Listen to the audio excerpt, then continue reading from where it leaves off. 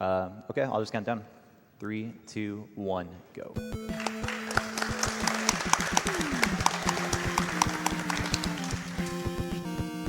Hey man, I'm Garrison running Bucky O'Hare. It's based off a 13-episode cartoon from the early 90s made to compete against Teenage Mutant Ninja Turtles. It did not succeed. The games are pretty rad though. This one in particular is made by Konami. The team that made it actually went on to form Treasure Studios. So as such, it is a very technically impressive game. There's almost no instance of lag, which is pretty crazy for an NES game. Aside from that, I'm playing on hard mode, which is one-hit KO, so anything I touch will kill me, and there's probably going to be a lot of death as a result. But that said, you know, this is a really intense run. There are a lot of heavy mashing sections, and I'm going to destroy it. There you go. So basically, hard mode was never actually intended to be played. It was originally an anti-piracy measure put in place. But as you can see, Garrison was able to put a code at the beginning to just play it because, hey, let's have fun, you know?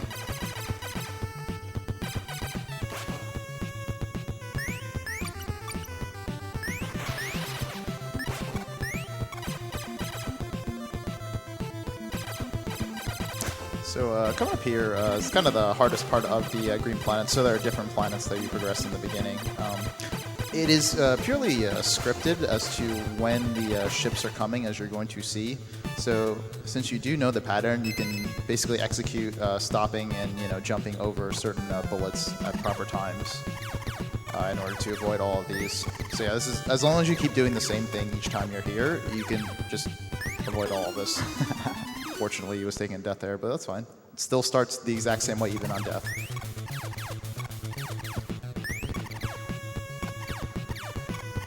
Yeah, people playing hard mode blind, this is where they usually get walled for the first time. Sure do. Wow. That's actually an unusual one.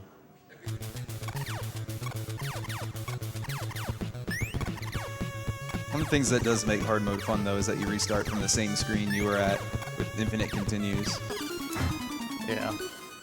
So game over doesn't do anything. It's the same thing as death, except you just have to hear the music. So yeah, all the one-ups that you see throughout the game, they don't really mean anything in hard mode.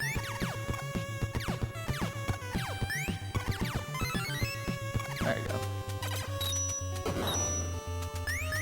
So a lot of the bosses, especially in the beginning, require a lot of bullets in order to kill them.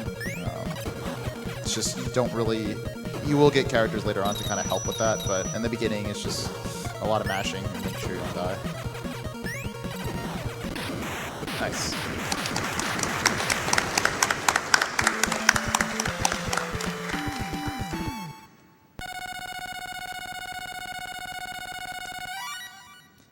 So he's going to be choosing the blue planet as the second planet to go to. It's really important that you go to the blue planet as soon as possible because you do get Jenny, and Jenny is extremely powerful against bosses, so you definitely want to get her immediately. But you can't actually finish this without having Blinky, so that's why we do green planet first. You can still select it, though, and just get stuck at the beginning. Yeah.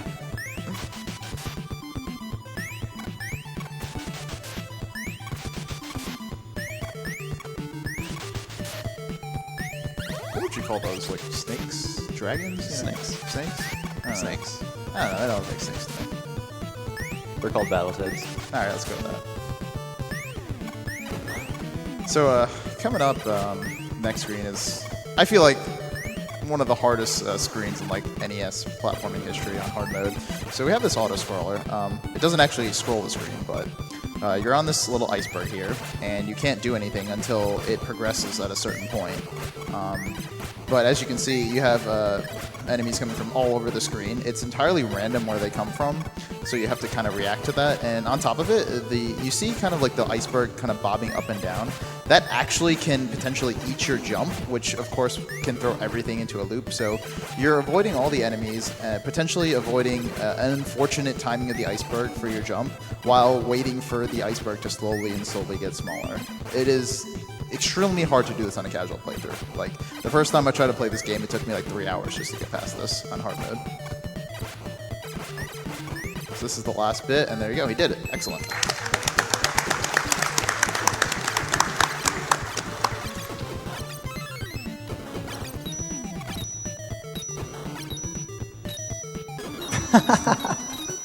Jumped the gun a little bit there too.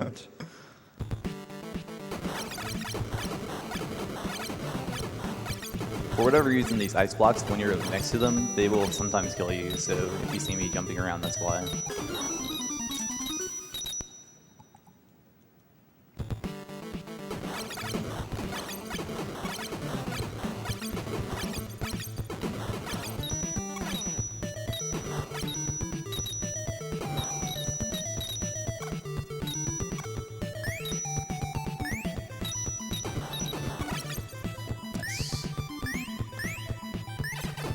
So coming up is going to be the Blue Planet boss fairly shortly. It requires a lot of bullets. I want to say over 100. I don't remember the exact number. It's exactly 100. Okay, so it has a set pattern, so Gary can kind of react to that. So yeah, he's going to be mashing a lot, kind of. So yeah, so the missiles are in a pattern. You know exactly what they're going to do with each phase. So basically, it just comes down to timing your mashing as fast as you can while jumping at the appropriate time. And right there, when he fires that ice beam, if you are on the ground and he fires the ice beam, you get frozen and you're dead. So don't want to do that.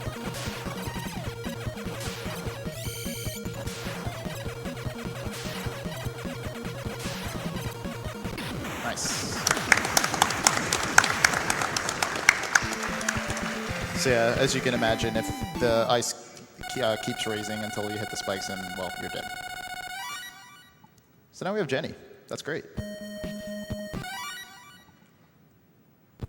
Our planet is probably one of the easier planets of the four. There's not really a whole lot going on.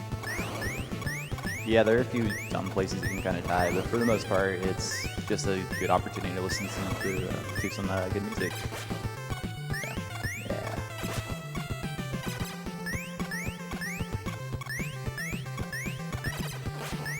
Do you want to do a donation or two, Gary, while we're waiting?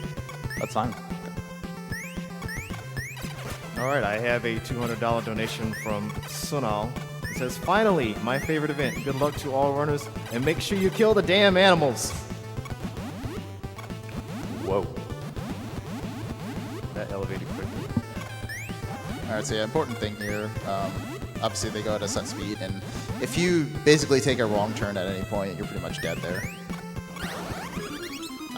So you'll notice that he is getting those power-ups there, and those actually increase the energy. So you see the little power bar at the bottom. So that's what allows the characters to use their special. And you do want extra power for a few characters because, like, for instance, with Jenny, it's the most important because it makes her special stronger because it lasts longer. And that's going to be important in killing bosses faster. So, like, Bucky's power, for instance, will allow him to jump higher. It is useful in a few spots during the run, but for the most part, the most important one is Jenny's power. You want to get hers up as soon as possible.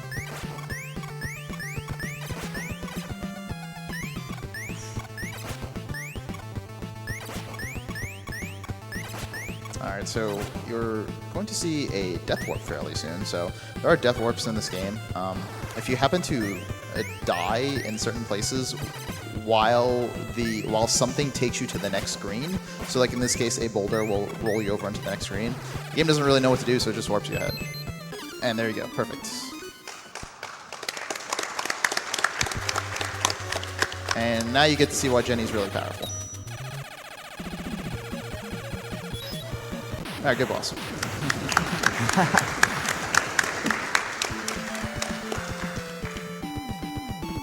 So yeah, the screen that he skipped would normally be this like annoying auto-scroller where you're on a giant boulder. It's kind of annoying, so yeah, no one wants to see that. There's actually 2 death warps in this game. That first one nobody really finds, but a lot of people actually find the second death warp on pure accident in this place.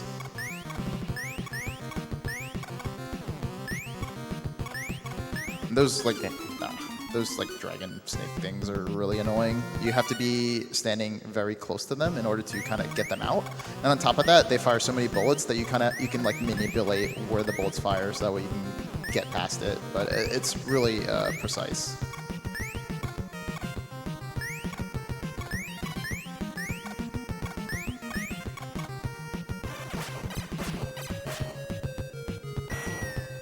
Yellow Planet, I feel like, is aside from the particular section in Blue Planet, overall I think Yellow Planet is a pretty hard planet. There's a few like these screens are fairly hard when you're first playing the game.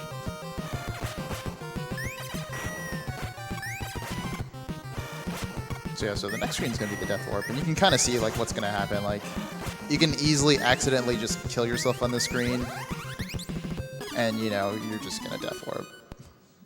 It's the biggest one too. It skips Yeah. 3 stages basically. Yeah, like the sections that you skipped were like really annoying auto-scrollers.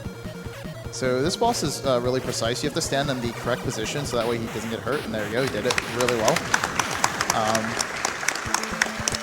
If he doesn't kill that boss fast enough, he's dead, because what happens is he kills the sidearm, and then the cart is ready to fire a laser, and if he isn't standing below, he's dead, so he has to make sure he kills it fast enough.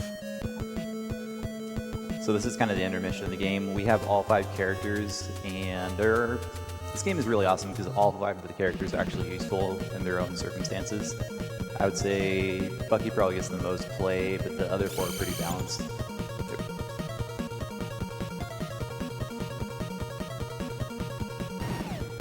So we got some hot lore going on, so we have to rescue our buddies.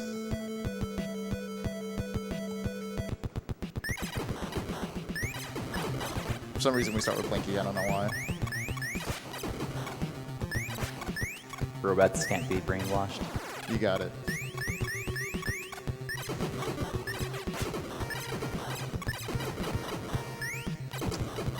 The jump over that enemy is actually a little bit tricky.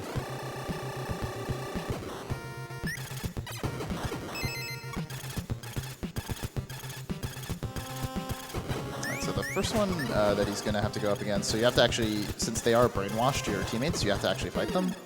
And the first one he's going to go up to is Jenny. Jenny is the hardest one, so it requires a lot of mashing and precise movement at the beginning to make sure you can kill her optimally.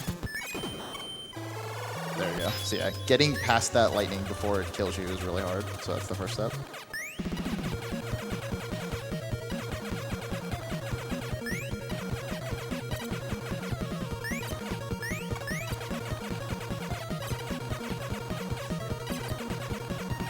That was really good.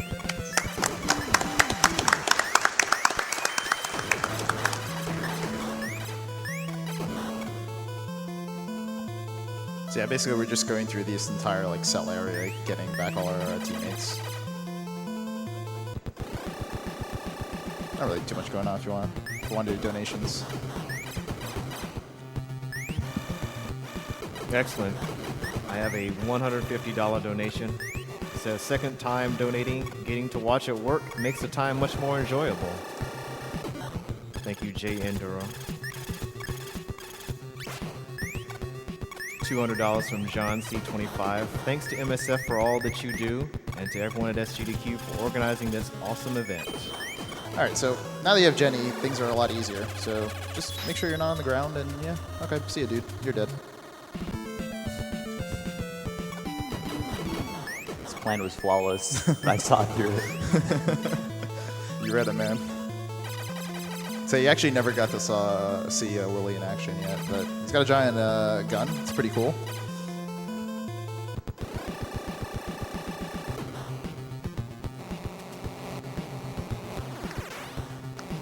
A little bit of tricky platforming here.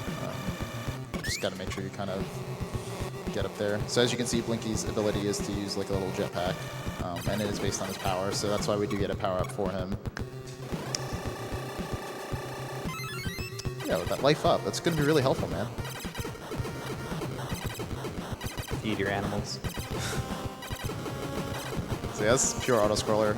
Funny thing is, like, those rocks, you can stand fairly close to them, and you can give Bucky a nice haircut, but it doesn't matter. It's not going to hit you. Weird hitbox. Yeah. Gotta do another donation. Yeah.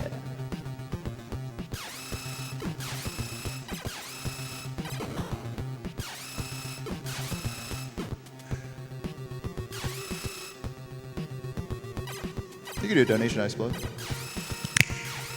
Thank you, Darkman. You're welcome. Excellent. We have a $150 donation from Wills7350. And it says, donated at each of the last 6 GDQs. First one as a father, so I have a new appreciation for the work that doctors everywhere do. Congrats on the great marathon, and gotta go fast.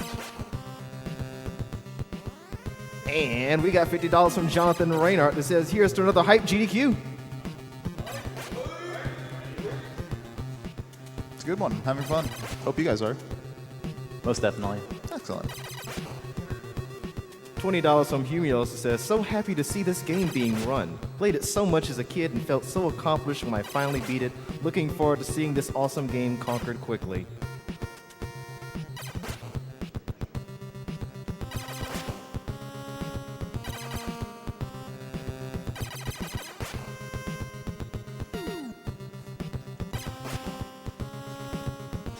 $50 from Anonymous.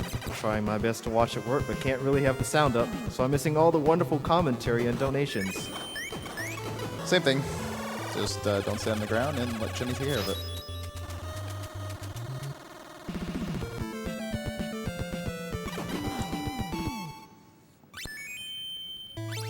Deadeye is a duck. Deadeye is a duck indeed. Thank you.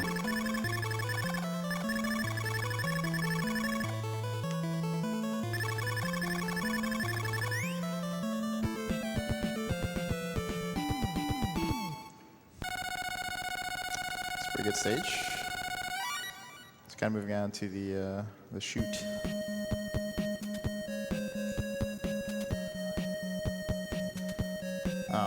This first screen over here is actually fairly difficult to kind of scroll those enemies off screen. And on top of that, you have these precise jumps over these like electrical wiring. So that's a scary first screen.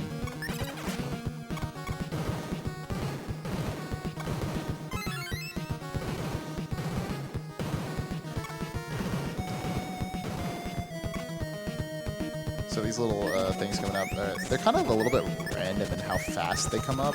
So you kind of have to just react to that. And then you have this like, you know, like your Mega Man section, I guess, for lack of a better word.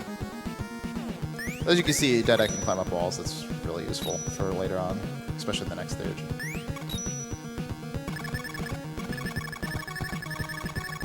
Nice match. Thanks, man. Don't the brain slugs eat you? It's not a good thing. So if one of them actually attaches to you, you can't jump as high, and eventually if you can't get it off of you, it just kills you. Yeah, makes you go slow. Not cool. I actually did that. Yeah.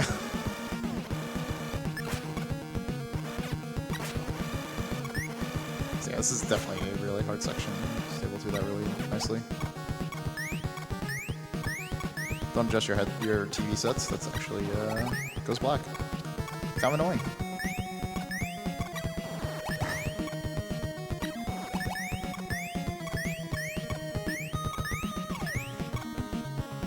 The floor is lava. Floor is lava, except you can walk on it. Though if you do actually fall, you know, you can eventually fall to your death.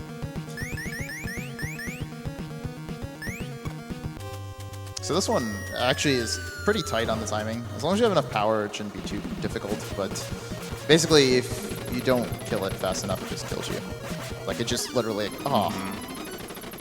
I was in a bad pixel position. There's one pixel that's just completely safe. This should be good. There you go.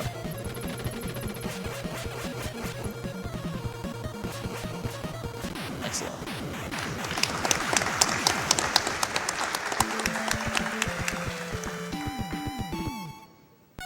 So yeah, as you can see, that's kind of the power of having a full power bar for Jenny. Like, she just pretty much takes care of every boss for you. The center of Magma Tanker is pretty interesting. Yeah, you kind of see the power of Deadeye now in this screen.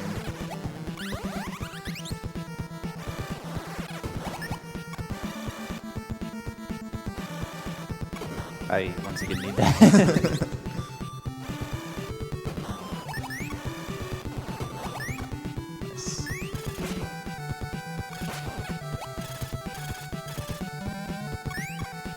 I don't know why, but for some reason the TV screens say I hate you, even though this is a Japanese game.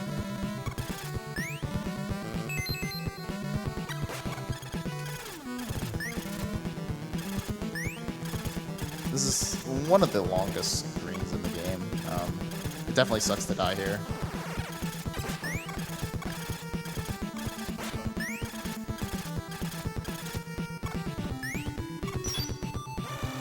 So these guys, now you kind of see the power of the Bucky jump. It's just a matter of jumping over them. You can't actually really kill them.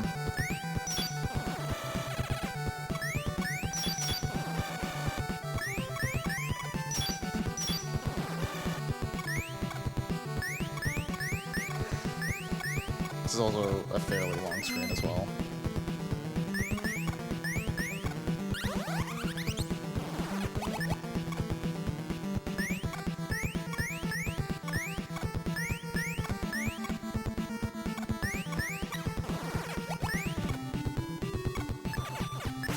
Alright, so you have to be extremely careful because as you can see, the entire section rotates. So, you know, with you jumping, you can potentially put yourself in the right spot. And if you don't, you know, some situations like that can happen. You're just pretty much dead. Wrong character is usually a bad thing. Like so. Yeah. But I should be fine now. Okay. Excellent.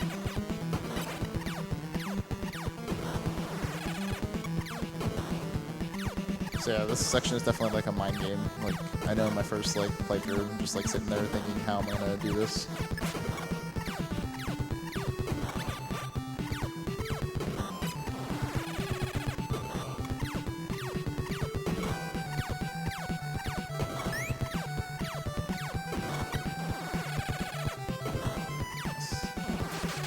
So this section really sucks because there's some RNG element to it, like that. Yep.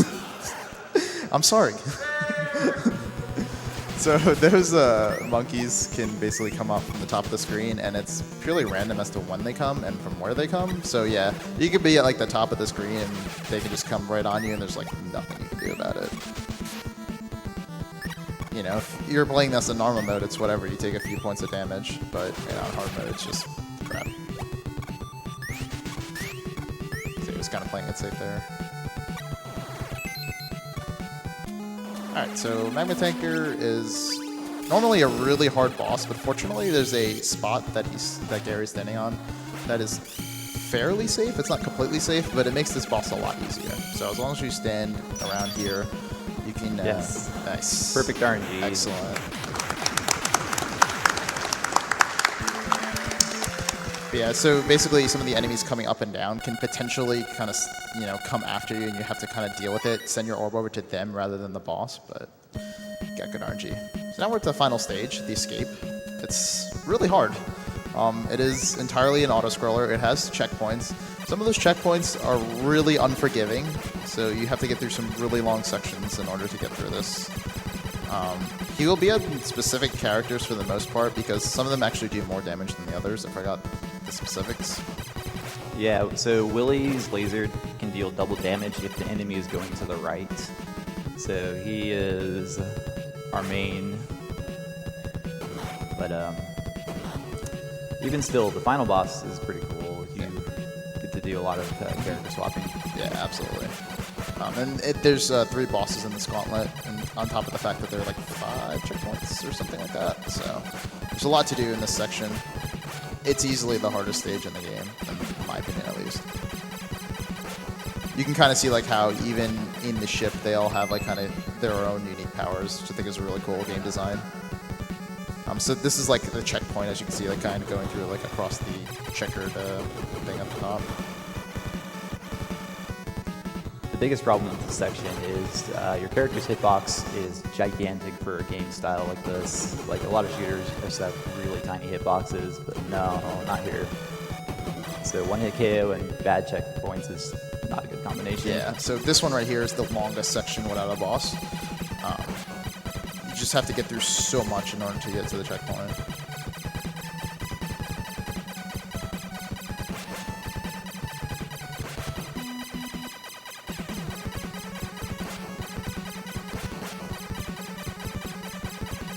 Oh, sorry, is the next one? Oh, okay. So this is the first of the 3 bosses, and he is probably the most random thing in the game. I'm going to be switching from top to bottom here to try and maximize that double damage thing I was talking about. And then eventually the head of this toe thing is going to break off and start spitting everywhere.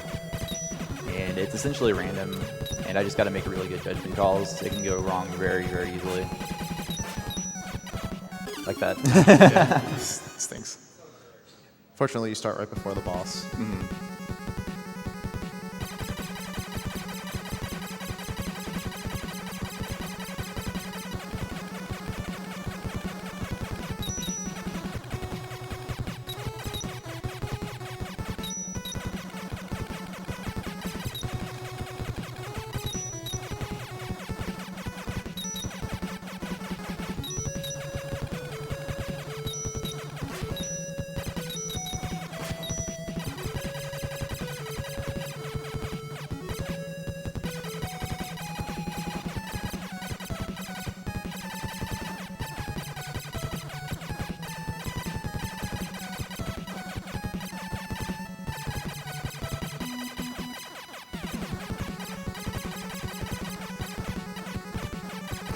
Okay, nice.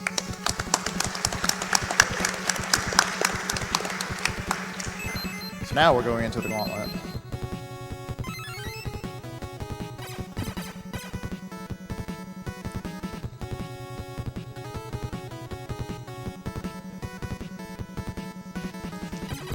So this boss has like multiple parts to it. You're going to see Gary kind of swapping through a few characters for this. So first is the cannons.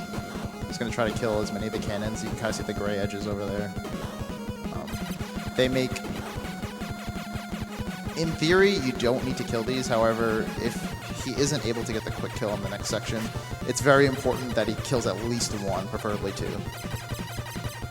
So now he's going to attempt to position himself in the proper pixel so that way he doesn't get hurt by any of these lasers. And as long as he does that, then he's able to kind of maneuver through them and just like use Woodley to kill. There we go. Excellent. So yeah, if he didn't kill it right there, he has to go under the ship, and then those cannons are firing at him when he has like very low area in which to move. So it's the hardest part of that fight easily. So it was great that he was able to avoid that. So now this is the final boss. You get to kind of see the power of switching. So to switch characters, you have to press select. So you can't go back, you can only go forward. Sorry, get that death out of the way. So you can only go forwards. So it's really difficult switching between the two characters that you need, depending on where the boss's position is. So like he's going to go forward now, and you can use Bucky to fire backwards. So you kind of have to switch between Willie and Bucky very fast in order to like kill him optimally. So it's a really hard fight to get down really fast.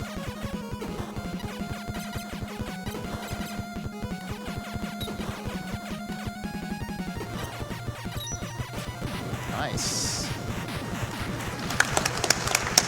Time.